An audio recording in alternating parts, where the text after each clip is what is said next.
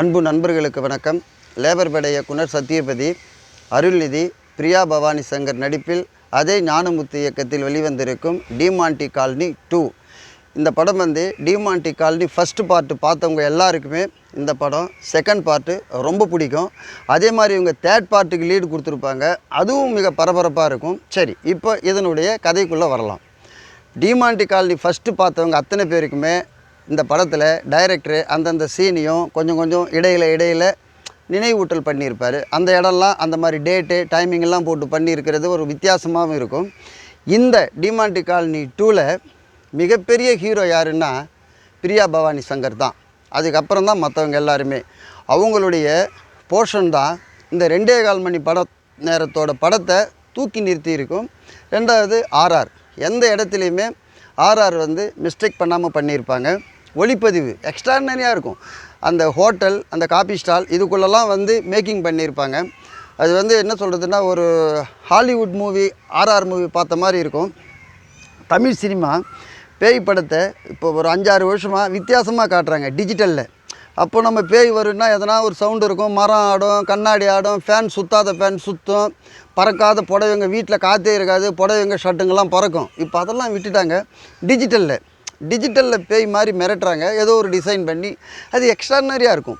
இன்ட்ரோல் பிளாக்லாம் பார்த்திங்கன்னா அது நீங்கள் வேறு மாதிரியான யோசனையாக இருக்கும். இது எப்படின்னா லைட்டாக மிரட்டுறது.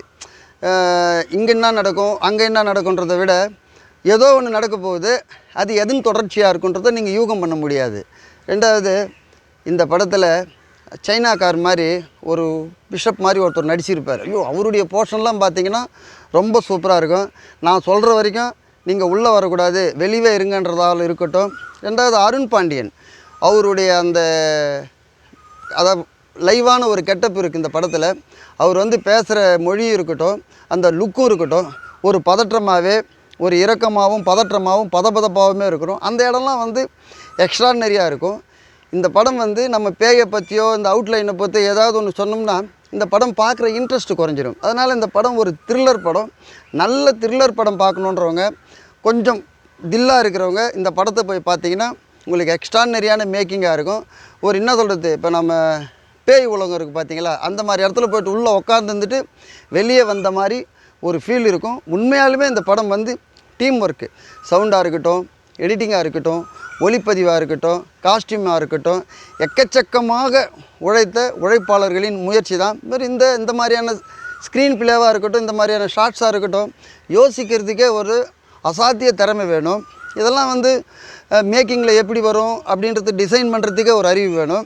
நம்ம பேப்பரில் எழுதுறதுக்கும் ஸ்பாட்டில் போய் பண்ணுறதுக்கும் நிறைய டிஃப்ரெண்ட் இருக்கும். அந்த மாதிரி இவங்க மைண்ட் என்ன, இப்படி திரும்பி பார்த்தா பயம் வருமா, இந்த ஷார்ட்ஸை போட்டால் பயம் ஏற்படுத்துமா, இல்லை சவுண்டில் கொடுத்தா பயம் வருமா, இல்லை கேமராவை ஷேக் பண்ணால் பயம் வருமா, எப்படியோ அதுக்கப்புறம் சுவாரஸ்யமாக உட்கார வைக்கணும். எப்படி சொன்னால் சுவாரஸ்யமாக இருக்கும், எந்த சீனை ஓப்பனில் பண்ணால் சுவாரஸ்யமாக இருக்கும், டைலாக்கை கம்மி பண்ணிவிட்டு சீனுக்கு முக்கியத்துவம் கொடுக்கணுமா, எந்தெந்த கேரக்டர் மேலே பேயை எடுத்துகிட்டு வரணும், அதுக்கு ஒரு ஃபினிஷிங் கொடுக்கணும், இந்த ஃபினிஷிங்கை ஆடியன்ஸை ஏற்றுக்கணும். இவ்வளோ பிரச்சனைகள் இருக்கக்கூடிய படம் தான் பேய் படம். இவ்வளோ சாதாரணமாலாம் யாரும் எடுத்துட முடியாது.